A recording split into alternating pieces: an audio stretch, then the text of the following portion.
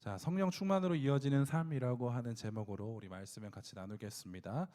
우리가 지난 시간에 배웠던 말씀은 들었던 말씀은 더불어 하나 되는 공동체가 되기 위해서 반드시 두 가지가 필요하다라고 이야기를 드렸어요. 첫 번째는 무엇이냐면 성령을 사모해야 하는 비전이 있어야 된다. 같은 곳을 바라봐야 된다. 그것이 성령을 사모하는 것이고, 두 번째는 그 공동체의 아픔을 수면 위로 끄집어내서 치유와 회복을 경험해야 된다라고 말씀을 드렸어요. 그것이 더불어 마음을 같이 하는 하나 되는 공동체다라고 이야기를 드렸죠. 그리고 오늘 본문에서는 이제 드디어 이제 제자들이 120명의 사람들이 간절히 원했던 성령을 받는 그 놀라운 역사를 기록하고 있습니다. 담고 있습니다.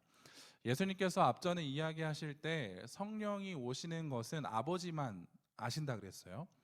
정말 그때가 회복의 때가 어땠습니까? 라고 예수님께 물어봤던 제자들, 예수님께서는 그때는 너희가 상관할 바가 아니다, 오직 아버지께서 하신다 라고 말씀을 해주셨어요. 그리고 나서 아버지께서 성령을 보내주셨는데 그날이 언제냐? 오순절이래요. 오순절. 이 오순절은 유월절, 초막절, 오순절 이렇게 세 가지의 절기가 이스라엘 백성들에게, 유대인들에게 굉장히 큰 절기였다라고 해요.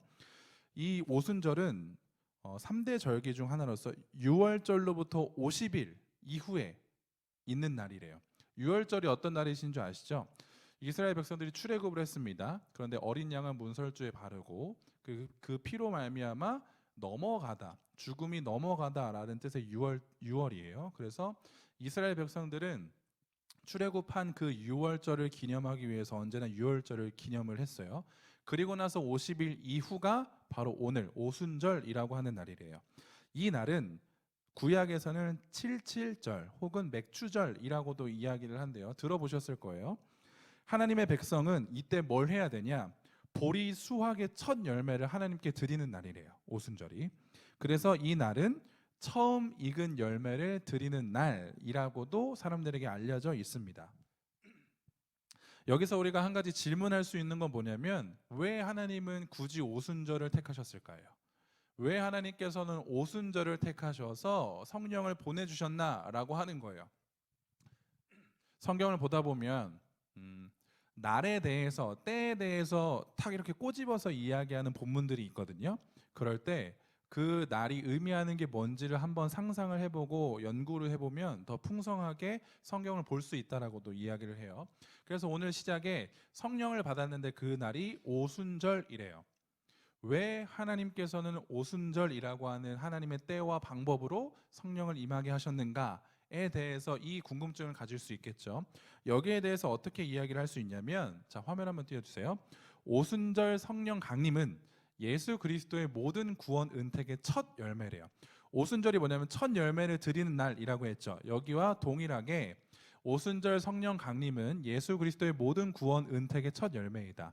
성령 강림이 이스라엘 백성의 한 해 첫 수확, 곧 보리 수확의 첫 열매를 드리는 오순절 축제일이었다는 것은 이 사실을 부각시키는데 아주 적절하다. 오순절 성령의 오심은 그리스도께서 완성하신 구속의 은총의 첫 수확이다. 그리스도께서 교회에 성령을 부어주심으로 그 구원의 첫 열매가 그의 백성에게 주어졌음을 알리고, 그리스도께서 교회에 성령을 부어주심으로 그 구원의 첫 열매가 그의 백성에게 주어졌음을 알리고, 또한 구원의 모든 열매도 후에 주실 것을 보증하셨다. 성령이 구원의 첫 열매란 의미는 세상 끝날에 거두어 드릴 구원의 모든 추수를 대표하고 예고하는 데 있다라고 소개를 하고 있어요. 그러니까 오순절 첫 수확을 하나님께 드리는 날, 이 날에 성령이 임하였다라고 하는 것은 곧 예수 그리스도의 사역의 첫 수확이 바로 이 날이라고 하는 거예요. 그래서 성령이 임하심으로 인하여서 120명의 사람들은 예수 그리스도의 사역의 첫 수확이 된 거죠.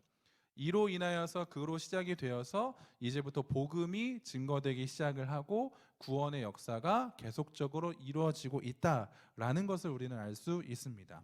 그래서 오순절 성령 강림의 사건은 이전부터 있었던 그냥 연속선상에 있는 하나의 사건이 아니라 굉장히 새롭고 신선한 사건이라고 학자들은 계속적으로 이야기를 해요. 새로운 시작이고 새로운 언약이다라고도 이야기를 하죠. 왜 새로운 시작이다라고 이야기를 하냐면 이 오순절 성령 강림으로 인하여서 신약의 교회가 생성이 됐어요. 그리고 복음의 증인이 되어 사는 삶이 시작이 된 거죠. 그 이전에 물론 교회라고 하는 모임이라고 하는 명명이 있었지만 학자들이 대부분 동의하는 것은 무엇이냐면 오순절 성령 강림의 사건을 시작으로 교회가 시작되었다라고도 이야기를 하죠. 예수님의 말씀을 들었고 믿었던 그 120명의 사람들은 한 곳에 모여서 기도하고 있었죠. 그리고 그 기도함에 있어서 성령이 임하였다라고 2절과 3절은 기록을 해요. 그런데 2절과 3절을 보니까 굉장히 어떠한 현상들이 일어났다고요. 급하고 강한 바람 소리와 함께 불의 혀 같은 성령이 임하였고 거기에 있는 사람들 모두가 다른 언어로 이야기하기 시작했다라고 이야기를 해요. 굳이 이것을 한번 조금씩 풀어보면 성령이 강한 바람과 함께 나타났다라고 하는 것은 강력한 활동, 성령의 강력한 임재를 의미하는 거예요. 그리고 성령은 바람처럼 눈에 보이지는 않아요. 하지만 바람도 마찬가지로 눈에 보이진 않지만 우리가 바람이 분다, 바람이 있다라는 것을 아는 것처럼 성령님도 눈에 보이지는 않지만 마치 바람과 같이 그 성령님은 실체이시다라고 하는 것을 보여주기 위해서 급하고 강한 바람이라고 소개를 하고, 그리고 불의 혀같이 임했다라고 한 것은 어떠한 의미를 담고 있냐면 불과 같이 정결케 하는 속성을 가지고 있다라고도 이야기할 수 있어요. 이 불은 우리가 지난 주일에도 이야기했지만 하나님의 임재를 상징할 때 불이라는 단어를 종종 써요. 그리고 그 불은 깨끗케 하고 정결케 하는 의미를 담고도 있죠. 성령이 임한 외적인 결과가 한 가지 보여지는데 그것이 무엇이냐면 다른 언어들로 말하기 시작했다는 거예요. 자, 이 의미는 무엇이냐면 바벨탑 사건 이후에 언어가 흩어졌죠. 언어가 원래는 하나였는데 바벨탑 사건 이후에 언어가 흩어졌어요. 그런데 지금 이 오심으로 인하여서 성령 강림으로 인하여서 사람들이 다른 언어로 말하기 시작했다라고 하는 것은 무엇이냐면 복음으로 인하여서 회복이 된다. 복음으로 인하여서 그들의 언어가 비록 다르지만 그들은 회복이 된다라는 의미를 담고 있대요. 자, 여기에 이 부분을 존 스토트라고 하는 분은 이렇게 설명을 했어요. 성령 강림에 수반되는 이 세 가지 현상, 복음 전파와 관련해서 이렇게 소개할 수 있대요. 먼저 강한 바람이 으르렁거리는 듯한 소리는 복음 전파를 위한 능력이고, 불처럼 갈라지는 것은 이스라엘의 하나님의 뜻을 전하는 사명을 부여하기 전 선지자 이사야를 깨끗하게 하기 위해 피운 수출된 것처럼 복음 전파를 위해 선행되어야 하는 정결을 상징한대요. 그리고 다른 방언은 여러 나라로 흩어져 복음을 전하기 위하여 필수적인 언어 도구를 상징한다. 그래서 이런 해석에 따르면 오순절 성령 강림 사건의 가장 큰 목적은 뭐다? 복음 전파를 위한 것이다. 이 부분에 있어서 우리가 놓쳐서는 안 되는 부분이 뭐냐면 성령이라고 하는 것은 굉장히 신비하고 우리의 언어로, 인간의 언어로 잘 설명할 수 없어요. 그만큼 너무나 신비한 존재이기 때문이죠. 그런데 그 신비한 존재를 오늘은 2절과 3절에서 소개했다고요. 그런데 우리가 이 본문을 보거나 한다면 마치 잊고 있고 조금 초점이 흐려지는 듯 하기도 해요. 왜냐하면 그 성령의 임재를 너무 강력하게 바라보기 때문이에요. 아, 성령님은 이렇게 임재하시는구나. 그러면 우리들의 삶에서도 이 임재가, 이 강력한 현상들이 일어날까? 라고 하는 이러한 생각들 때문에 성령님께서 오신 목적을 우리는 까먹는다고요. 그런데 이 존 스토트의 말에 의하면 성령이 오신 목적은 무엇이다? 복음 전파를 위해서다라고 이야기를 해요. 그래서 예수님께서도 말씀하셨듯이 성령이 임하면 너희들이 무엇을 받는다 했죠? 권능을 받는다 그랬어요. 그런데 그 권능이 무엇이다? 예수 그리스도의 증인된 삶을 살아갈 수 있게 하는 힘이다 라고 말씀을 드렸죠. 그러니까 우리가 이 성령 강림의 현상을 바라보면서 그 현상이 어땠고 저땠고 라고 하는 것을 이야기하는 것도 물론 생산성이 있겠지만 이 본문에서 보여주는 것은 무엇이다? 그 성령 강림을 통하여서 무엇을 해야 한다? 복음을 전파해야 한다. 이 목적을 우리는 잊어서는 안 된다고요. 성령님께서 우리들에게 오신 목적은 우리가 예수 그리스도의 증인이 되어서 복음을 전파하게 하기 위해서 오신 것인데 우리는 그것이 잘 안 보인다고요. 왜요? 성령이 임하시는 것이 너무 신비로우니까. 사랑하는 청년 여러분, 성령에 대해서 우리는 많이 언급해야 하고 성령을 우리는 받아야 하고 내 안에 성령이 임재하고 계시다라는 것을 우리는 늘 생각하고 경험해야 돼요. 그리고 성령님이 우리들의 삶에 보여주신다, 나타난다라고 하는 것은 다 달라요. 그렇기 때문에 신비하고 굉장히 놀라운 거죠. 그런데 한 가지 반드시 기억하셔야 돼요. 성령이 내 안에 임하셨다, 성령이 나와 함께 하신다는 것은 곧 무엇이냐? 내가 복음을 전파해야 된다는 거예요. 이 상관관계를 반드시 여러분들이 잊지 마셔야 돼요. 복음 전파를 위한 성령의 임재. 자, 4절 보시면 이렇게 기록을 하죠.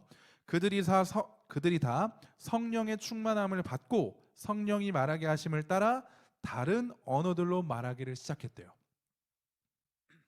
성령이 임하시자 그 자리에 있는 120명의 사람들은 모두 다 성령을 받았어요. 그리고 모두 다 각자의 언어들로, 다른 언어들로 말을 하기 시작했죠.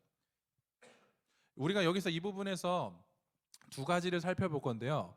뭐냐면 성령 세례와 성령 충만에 대해서 한번 이야기를 나눌 거예요. 같은 거 아니에요 라고 생각할 수도 있겠지만 조금 의미가 달라요. 그래서 한번 이것을 소개해 주고 싶어요. 자, 오순절에 일어난 지금 사건은 어떠한 사건이냐면 하늘로부터 성령이 주어졌죠. 그래서 처음에는 120명으로 시작했어요. 그런데 오늘 우리가 읽지는 않았지만 베드로가 일어나서 설교를 해요. 그리고 그 설교를 듣고 3,000명이 회심을 해요. 처음에는 120명으로 시작을 했지만 3,000명이 회심을 했다고요. 이것을 성령 세례의 사건이라고 부를 수 있어요. 그리고 그 성령 세례로 인하여서 어떤 결과가 주어졌느냐? 성령 충만이 주어졌어요. 이거를 잘 아셔야 돼요. 성령 세례로 인하여서 성령 충만의 길이 열렸다고요. 마찬가지로 존 스토트라고 하는 분은 이 부분에 대해서 이렇게 소개를 해요. 성령 세례는 예수님이 행하신 일이고 하늘로부터 성령을 부어주심으로써 충만은 그들이 받은 것이었습니다. 세례는 독특한 인문적인 경험이고 충만은 계속되는 영구적인 결과로서 그리스도인의 삶의 표준이 되도록 의도된 것이었습니다. 인문의 경험으로서 세례는 반복될 수 없고 잃어버릴 수도 없는 것이지만 충만은 반복될 수 있을 뿐 아니라 어떤 경우에든지 유지되어야 할 필요가 있다는 거예요. 그러니까 성령 세례는 반복될 수 없어요. 잃어버릴 수도 없어요. 그러니까 이 말이에요. 내가 성령 세례를 받았는데 다음에 또 받아야 되는 거 아닌가? 성령 세례 내가 안 받은 것 같은데 이렇게 할 수가 없다고요. 그런데 성령 충만은 반복될 수 있어요. 언제나 우리가 충만해야 돼요. 매일매일 충만해야 돼요. 이 말은 무슨 말이냐면 내가 오늘은 성령 충만하지 않을 수도 있다는 얘기예요. 자, 다음이요. 이어서 존 스토트는 우리들에게 매우 중요한 질문 하나를 던져요.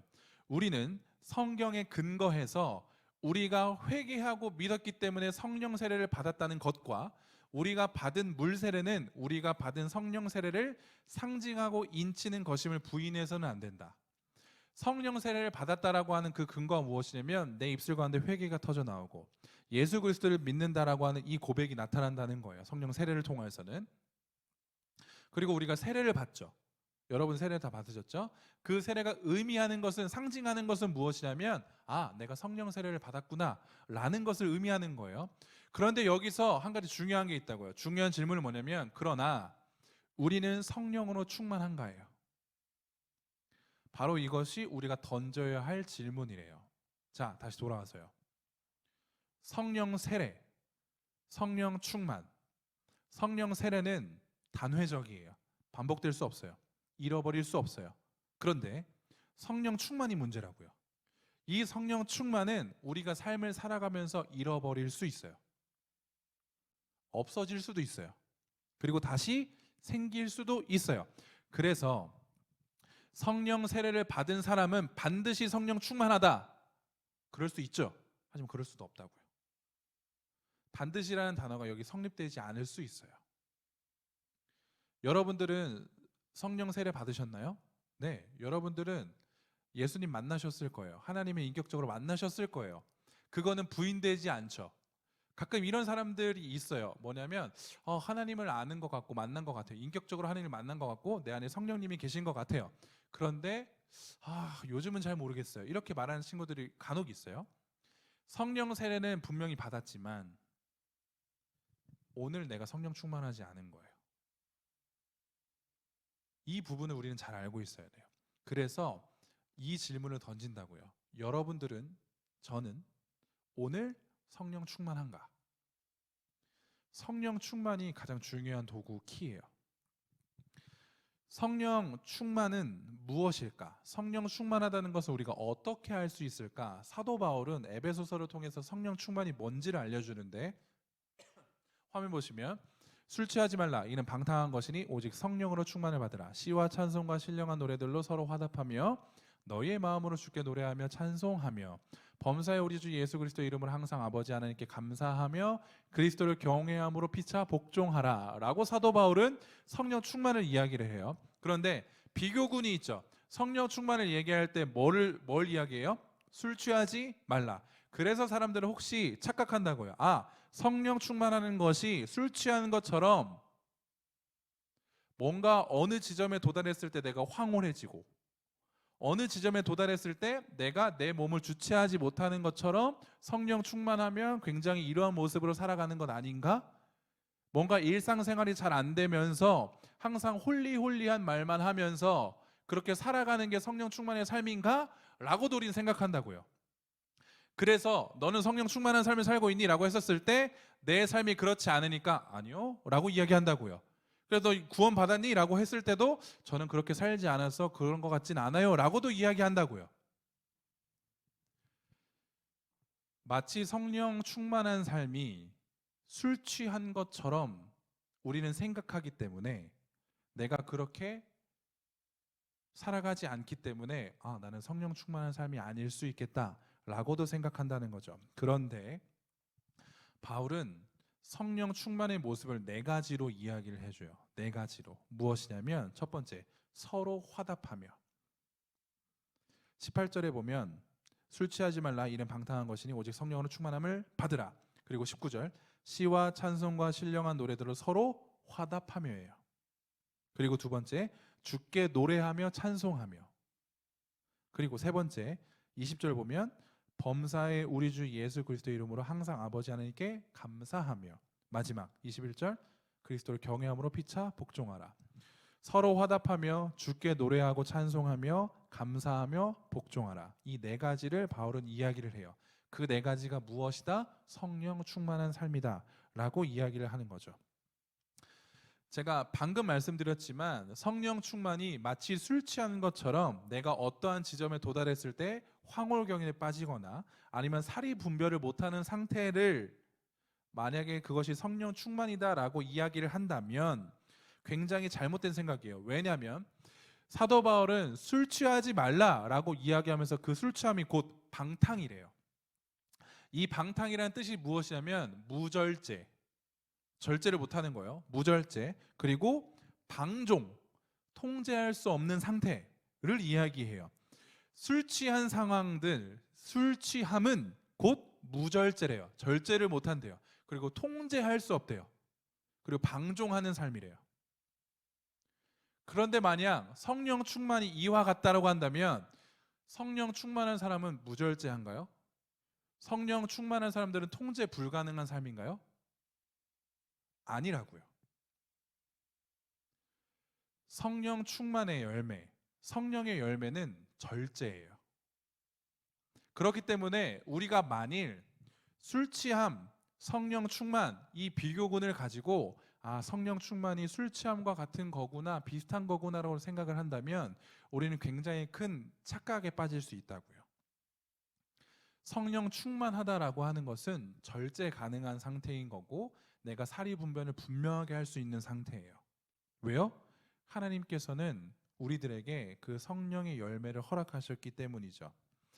자, 이 성령 충만의 모습 네 가지를 이야기하면서 사도 바울은 가장 먼저 이야기하는 게 뭐냐면 서로 화답하래요. 서로 화답하다. 이것은 무슨 말이냐면 서로 말하는 거예요. 서로 말하라. 자, 이 서로 말하라라고 할 때 이 서로라고 하는 단어의 전제가 뭐죠? 나, 너. 반드시 2명 이상이 있어야 되는 거죠. 서로 화답하라, 서로 말하라 라고 하는 것이 성령 충만의 첫 번째 모습이래요. 자, 그러면 이 서로 말하는 거에 있어서 대상을 2가지로 꼽을 수 있겠죠. 첫 번째, 하나님과 나의 말함. 그리고 2번째, 나와 내 옆에 있는 사람과의 말함이 될 수 있겠죠. 성령 충만한 사람은 어떻게 화답하는 자냐면, 어떻게 말하는 자냐면 하나님과 관계하며 내 옆에 있는 동역자와 관계하는 자예요. 이게 성령 충만한 자예요. 성령 충만은 곧 하나님과의 깊은 인격적인 교제 플러스 내 옆에 있는 사람과의 깊은 교제예요. 이것이 성령 충만한 사람의 첫 번째 모습이다 라고 하는 거죠. 그래서 성령 충만한 사람은 하나님과의 관계는 물론이고 내 옆에 있는 동역자의 관계 또한 굉장히 충실하고 훌륭해요. 성령 충만함에 판단할 수 있는 것, 성령 충만함을 판단할 수 있는 지표가 무엇일까라고 했었을 때 가장 기본적으로 이야기할 수 있는 것이 무엇이냐면 예배인 거예요. 지금 우리가 드리는 예배. 왜요? 이 예배는 뭐죠? 첫 번째, 하나님과의 관계를 다시 한번 확립하는 거죠. 하나님과의 깊은 관계로 나아가는 시간인 거죠. 그리고 또 하나 뭐죠? 내 옆에 있는 동역자와의 관계를 다시 한번 더 붙잡을 수 있는 게 바로 이 예배예요. 우리는 종종 예배는 하나님의 말씀을 듣는 시간뿐이다 라고만 생각해요. 그래서 혹 누군가는 난 예배 드리러 가야지 라고 생각하면서 설교 들으러 가야지 라고 생각하는 사람들도 있다고요. 그래서 설교 시간에 맞춰서 입장하고 설교 끝나면 퇴장해요. 그걸 예배라고 생각한다고요. 그런데 예배는 그게 아니죠. 예배는 내가 주일이 돼서 간단하게 얘기하면 그래요. 주일이 돼서 10분 전에 와서 기도로 준비하는 것부터 시작해서 축도로 끝날 때까지가 예배예요. 그런데 조금 더 확장해 볼까요? 이 주일을 기다리고 기대하는 그 날부터, 내가 자면서부터 눈 떴을 때부터, 내가 준비하면서부터 예배는 시작된 거죠. 그리고 예배는 언제 끝나나요? 주일이 되면 주일 땡 되면, 월요일 땡 되면 끝나나요? 아니요. 우리 예배는 평생 지속되는 거죠. 넓은 의미로 봤었을 때. 그런데 우리는 간혹 착각한다고요. 예배는 하나님의 말씀만 들으면 돼. 자, 우리 공동체로 한번 생각을 해볼까요? 예배는 그냥 12시 50분부터 1시 50분까지만 드리면 돼. 1시 50분부터 2시 50분까지 있는 소그룹은 예배가 아니야 라고도 생각할 수 있다고요. 하지만 소그룹도 반드시 예배가 되어야 해요. 왜요?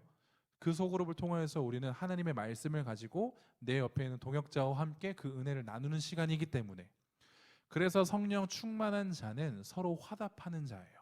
서로 말할 수 있는 자예요. 이 예배가 본질적으로 우리들의 삶에서 정확하게 확립이 된다라고 했었을 때 2번째, 3번째, 4번째는 자연스럽게 진행이 되죠. 왜요? 예배하는 자는 반드시 하나님을 찬양하는 자이고, 예배하는 자는 반드시 하나님께 감사하는 자예요. 그리고 예배하는 자는 반드시 그리스도께 복종하는 자예요. 이 예배라고 하는 열쇠가 제대로 들어가서 열리는 순간 우리는 그 성령 충만의 삶을 살아갈 수 있다고요. 그래서 성령 충만한 삶을 살아가기 위해서 반드시 우리가 해야 하는 것은 무엇이냐면 하나님께 노출되는 거예요. 하나님께 노출되는 거. 하나님과의 관계를 지속적으로 할 수 있도록 예수님께 나아가는 거예요. 왜요? 예수님은 요한복음에 말씀하셨거든요. 생수의 강이 나에게서 온대요. 마르지 않는 그 샘물이 누구에게 있다고요? 예수님께 있다고요. 그러니 우리는 매일매일 예수님께 나아감으로 인해서 무엇을 해야 한다고요? 예배해야 한다고요. 무엇을 해야 한다고요? 성령 충만해야 한다고요. 그래야 우리는 우리들의 매일의 일상에서 제대로 된 그리스도인으로서 살아갈 수 있어요. 복음의 증인으로서 살아갈 수 있다라고 하는 거죠. 120명의 사람들은 모두가 성령 세례를 받았어요. 한 명도 빠짐없이. 성경에 기록되어 있지 않지만 이랬을 거예요. 그들은 성령 세례로 인해서 그들의 모습을 다시 보게 되었을 거고, 하나님 앞에서 내가 어떠한 존재인지 다시 한번 확인했을 것이고, 그리고 내가 이제부터 무엇을 하면서 살아가야 되는지에 대해서 분명히 알았을 거예요. 그리고 성령 충만도 함께 받았죠. 그리고 나서 그들은 성령이 말하게 하심을 따라 다른 언어들로 말하기 시작했어요. 이 모습을 본 유대인들, 자, 오순절은 3대 절기 중 하나라고 했죠. 그래서 예루살렘에는 굉장히 많은 유대인들이 있었을 것이라고 추정해요. 그래서 예루살렘에만 살고 있던 유대인뿐만 아니라 각 지역에 흩어져 있던 유대인들도 이 오순절에 맞춰서 예루살렘에 왔을 거라고요. 그런데 빠글빠글한 그 예루살렘에서 어떠한 다락방에 120명이 있는데 굉장히 큰 소리로 언어들이 새어나오기 시작해요. 사람들은 놀랐대요. 왜 놀랐느냐? 그 사람들이 갈릴리인들이거든요. 그런데 그들이 말하는 걸 보니까 이거 내가 살고 있는 쪽의 말인데, 이거 내가 저쪽에서 살고 있는 쪽의 말인데, 이 사람들은 분명 갈릴리인들인데 왜 그들은 이 말을 하고 있는 거지? 그리고 이게 왜 우리한테 지금 여기서 들리는 거지? 라는 거죠. 마치 이와 같은 거예요. 뭐냐면 우리가 해외여행을 나갔어요. 절대 한국인이 없을 것 같은데 갑자기 한국말이 들리는 거죠. 반갑기도 하고 놀랍기도 하죠. 그런데 이들도 그랬다고요. 예루살렘에서 저쪽 나라의 말이 들려서는 안 돼요. 지금 이 오순절에는. 그런데 지금 나는 저쪽에서 이쪽으로 넘어왔는데 그쪽 말이 들리는 거예요. 뭐지? 라는 거죠. 모두 갈릴리인들인데 어찌하여 다른 언어로 이야기하는가? 다른 방언으로 이야기하는가예요. 근데 여기서 조금 조심해야 될 게 뭐냐면, 우리가 성령의 은사로 받은 방언 있죠. 그 방언과 지금 다른 언어는 조금 달라요. 이 다른 언어는 정말 그 다른 언어들이에요. 다른 사람들의 말. 그래서 다른 지역에 있는 사람들이 그대로 인지할 수 있었고 이해할 수 있었어요. 그런데 성령의 은사로 주어지는 그 방언은 다른 사람들을 잘 그건 인지할 수 없죠. 이게 조금 다른 거예요. 자, 왜 이 사람들이 방언을 받았을까? 왜 이 사람들이 다른 언어로 이야기를 하기 시작했을까? 화면 보세요. 제자들이 이때 방언을 말한 것은 성령이 임한 때가 오순절이라 수많은 디아스포라 유대인들과 유대교를 개종한 이방인들이 주위에 있었기 때문에 하나님께서 특별히 방언이란 도구를 사용하신 것으로 보인다. 이 사람도 하나의 추측이에요. 신학자의 하나의 추측인 거예요. 자, 하나님께서는 또한 약속대로 성령을 받은 제자들에게 성령이 충만하게 임재한 외적 증거를 보여주시기 위하여 방언이란 방법으로 특별하게 역사하신 것이기도 하다. 성령이 임한 후에는 주위에 있던 사람들이 이해할 수 있는 각국 언어로서의 방언을 행하게 하셔서 성령 충만의 외적인 표징을 보다 확실하게 보이신 것이다. 따라서 당시 이러한 정황을 무시하고 성령 충만을 받으면 반드시 방언을 받아야 한다라고 주장하는 것은 무리이다. 하나님께서 그 120명의 사람들을 다른 언어를 허락해 주신 것은 아마도 오순절이라고 하는 그 특별한 기간 때문에 여러 곳에서 온 유대인들에게 그들의 언어로 무엇인가를 말하고자 했다는 거예요. 그래서 그들은 성령이 말하게 하심을 따라서 다른 언어들로 말하기 시작했다고요. 그런데 여기서 중요한 게 뭐냐면 120명의 사람들은 다른 언어들로 이야기하기 시작했지만 내용은 동일했어요. 내용은 똑같았어요. 11절. 그레데인과 아라비아인들이라 우리가 다 우리의 각 언어로 하나님의 큰 일을 말함을 듣는도다 하고, 읽지는 않았지만 조금 윗구절로 올라가면 어떠한 지역의 사람들이 있었다라고 하는 것들이 나와요. 근데 세어보니까 한 15지역이에요. 대표성을 아마 지니고 있는 것 같아요. 15개 지역에서 수많은 유대인들이 몰려왔다고요. 그래서 적어도 15개 이상의 언어들로 사람들은 이야기하기 시작했고 거기에 있었던 사람들은 놀라기 시작했어요. 그런데 더욱더 충격적이었던 건 무엇이었냐면 야, 저 사람이 무슨 얘기하냐? 야, 이 사람이 무슨 얘기하냐? 종합해 보니까 어떤 얘기? 하나님의 큰 일을 이야기했다고요. 그들이 이야기한 건 동일해요. 왜 그렇죠? 왜 그들은 동일한 얘기를 했죠? 성령이 말하게 하심을 따라. 성령 충만한 사람은 반드시 무엇을 따라 말하게 되냐면 성령을 따라 말하게 돼요. 성령님께서 말씀하여 주신 것을 따라 말하게 돼요. 성령의 생각대로, 성령의 의도대로 이야기한다고요. 이걸 반드시 우리는 알아야 돼요. 다른 언어로 이야기하고 있지만 그들은 동일한 말을 하고 있습니다. 그런데 이 동일한 말, 하나님의 큰 일이 무엇인지는 베드로가 자리에서 일어나서 설교하기 시작하죠. 오늘 우리는 읽진 않았어요. 그런데 베드로라고 하는 제자가 그 자리에서 일어나서 사람들에게 이 현상에 대해서 이야기를 해요. 여러분들, 이 사람들이 술 취한 게 아닙니다. 이 사람들이 다른 언어로 이야기하고 있는데 그 말이 무엇이냐면 이야기하면서 뒤에 쭈쭈쭈쭈 나와요. 자, 여기서 골라봤어요. 17절. 하나님이 말씀하시기를 말세에 내가 내 영을 모든 육체에 부어주리니 너희의 자녀들은 예언할 것이요 너희의 젊은이들은 환상을 보고 너희의 늙은이들은 꿈을 꾸리라. 말세에 내가 내 영을 모든 육체에 부어주시겠대요. 자, 이것부터 시작이에요. 그리고 21절. 누구든지 주의 이름을 부르는 자는 구원을 받으리라 하였느니라. 32절. 이 예수를 하나님이 살리신지라 우리가 다 이 일의 증인이로다. 36절. 그런즉 이스라엘 온 집은 확실히 알지니 너희가 십자가에 못 박은 이 예수를 하나님이 주와 그리스도가 되게 하셨느니라 하니라. 베드로의 설교를 네 구절로 압축했지만 여러분들이 시간 나시면 꼭 보세요. 자, 베드로가 이야기하는 말은 뭐냐면 궁극적으로 이거예요. 구약에서부터 시작된 그 예언의 말씀이 어떻게 성취가 되었는지를 지금 이야기해주고 있어요. 그러니 그 120명의 사람들, 성령 세례를 받고 성령 충만한 사람들이 다른 언어로 하나님의 큰 일을 말하기 시작했는데 그 말이 무엇이냐면 구약에서부터 예언되었던 그 말씀이 어떻게 성취되었는지를 이야기하고 있다고요. 이 말은 무엇이냐? 하나님의 구원의 역사를 소개하고 있다고요. 사람들은 지금 성령 충만함을 받고 하나님의 구원의 역사를 이야기하기 시작했어요. 하나님께서 구원을 이루시기 위해서 무엇을 하셨죠?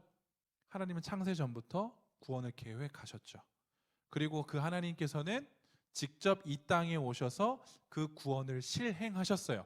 십자가의 죽으심으로 부활하심으로 그리고 그가 승천하시고 성령을 보내주심으로 인하여서 각 사람들에게 성령을 내주시키셔서 성령을 통하여서 사람들이 그 구원을 적용해 나가도록 하나님께서는 역사하셨다고요. 하나님의 구원의 역사와 계획하심을 사람들은 소개하기 시작했어요.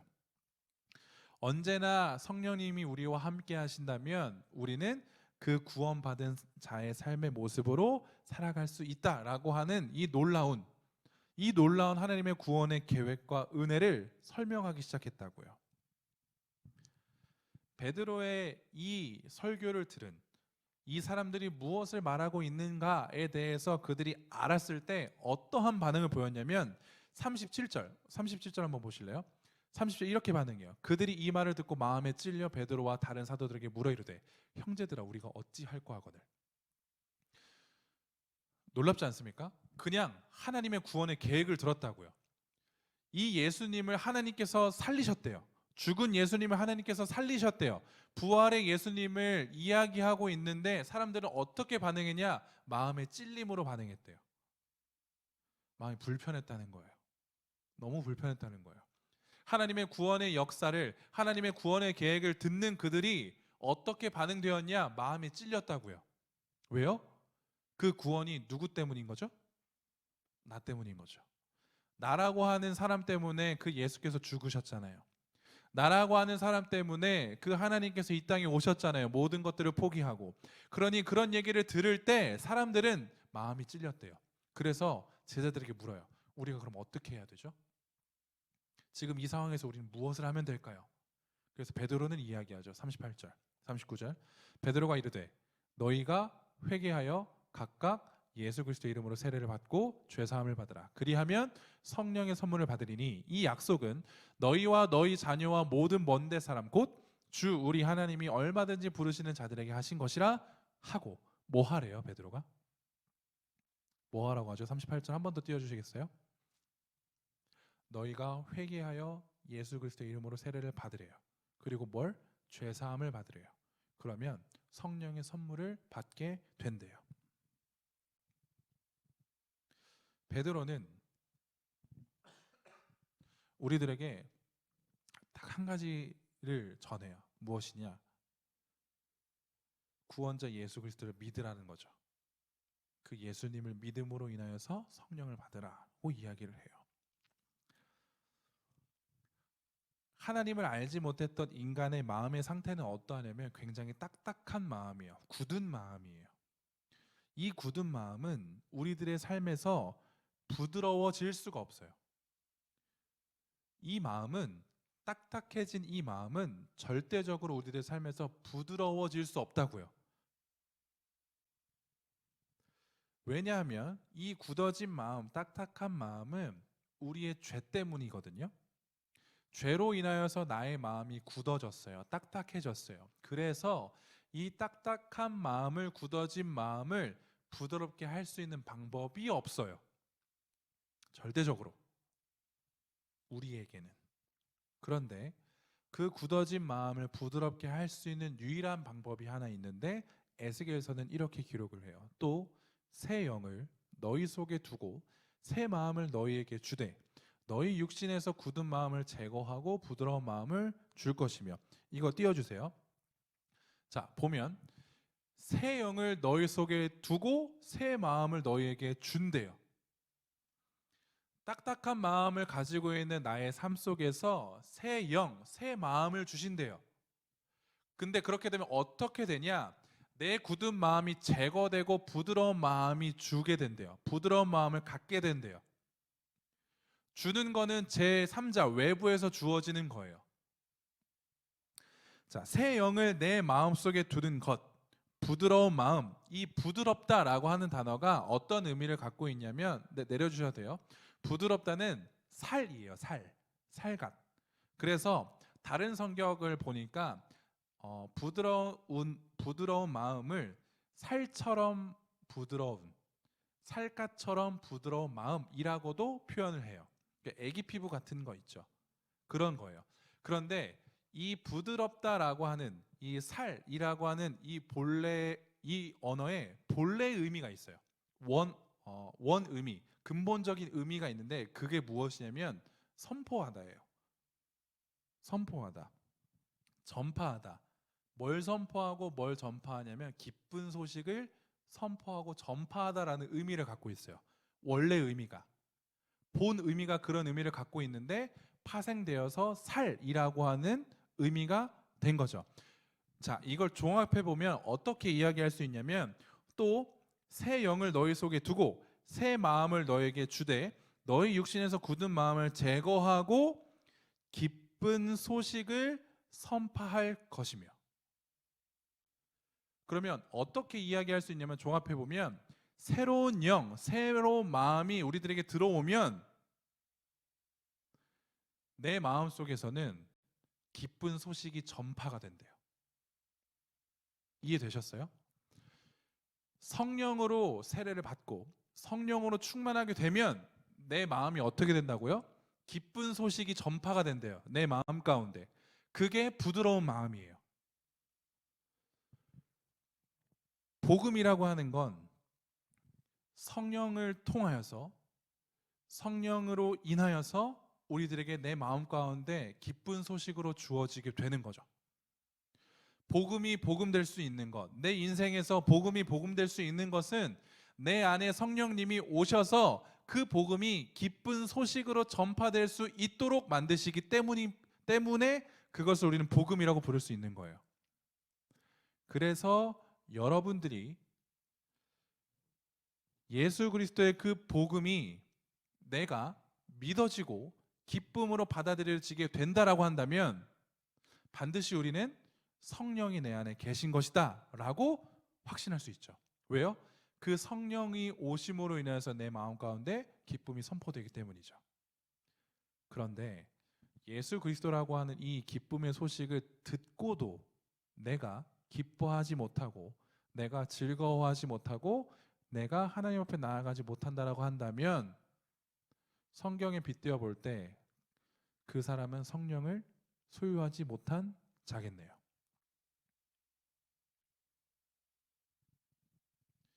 그래서 존 스토트라고 하는 사람은 성령 세례는 단회적이지만 여러분들의 입술로 주는 그리스도시여 살아계신 하나님의 아들이십니다라고 하는 이 복된 고백을 진정성 있게 했다라고 한다면 성령 세례를 받은 여러분들이 이겠지만 과연 매일의 삶에서 그 성령 충만의 삶을 살아가고 있는가를 점검해 봐야 된다라고 하는 거죠. 내 안에 매일매일 성령께서 주시는 그 선포되어지는 기쁨이 있는가를 우리는 늘 보셔야 해요. 늘 고민하셔야 돼요. 새 영이 우리 마음에 들어오게 되면 자연스럽게 부드러운 마음이 찾아오게 됩니다. 곧 새 영을 통하여 우리들에게 기쁜 소식이 전파된다라고 하는 말과 동일하죠. 성령을 통해서 우리가 들을 수 있는 기쁜 소식은 곧 구원이라고 하는 거예요. 성령을 통하여서 다른 사람들이 들었던 소식은 무엇이죠? 120명의 성령을 받은 사람들을 통하여서 사람들이 들었던 소식은 무엇이라고요? 하나님의 구원이라고요. 성령의 사람들은 하나님의 구원을 이야기하는 사람들이고 성령 받은 자들은 그 구원을 기뻐할 수 있는 자다라고 하는 겁니다. 하나님 아버지의 약속인 그 성령님은 우리들에게 가장 기쁜 소식을 전해주세요. 그리고 우리들의 삶을 완전히 바꿔놓으시죠. 복음의 역사는 우리들의 삶을 완전히 바꿔놓는 데 있습니다. 복음의 역사는 우리들의 삶을 조금 바꿔놓지 않아요. 완벽하게 바꿔놔요. 완전히 바꿔놔요. 구원의 확신, 구원의 감격, 구원의 기쁨이 우리 삶에 있어야 하는 것이고 그것을 우리는 절대적으로 놓지 말아야 하는 거예요. 날마다 우리는 성령 충만함으로 이 구원의 확신, 기쁨, 감격을 점검해야 돼요. 내가 오늘 성령 충만하지 못하다면 우리는 이 구원의 확신이 흔들린다고요. 내가 오늘 성령 충만하다면 이 구원의 확신은 절대 흔들릴 수가 없어요. 성령 충만으로 이어지는 삶을 살아가기 위해서 우리는 가장 먼저 내가 성령 세례를 받았는가라고 하는 이 질문에 네 라고 대답할 수 있어야 하며 그로 인하여서 내 매일의 삶이 어떻게 살아가져야 하는지에 대한 답을 우리는 반드시 성경 안에서 찾아야 되죠. 그 답이 무엇이라고 했죠?